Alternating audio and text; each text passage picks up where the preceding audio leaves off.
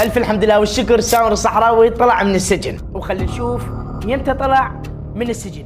لعد ليش تيم جنداري ما نشروا ووضحوا للعالم. هل سامر الصحراوي يستمر محتواه لو يحذف قناته؟ هواي معلومات واحداث راح تصدمكم.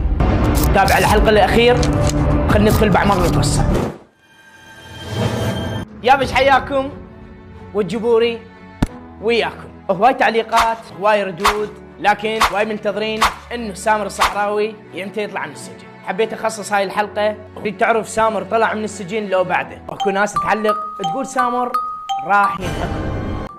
لا سامح الله، ترى كافة تهجم الولد بيا حال، وانتم حايرين بهاي السوالف مالتكم التعبانه. سامر طلع وسامر راح ينحكم. خلونا ندخل باعماق القصه. قبل بدايه الفيديو اضغط لايك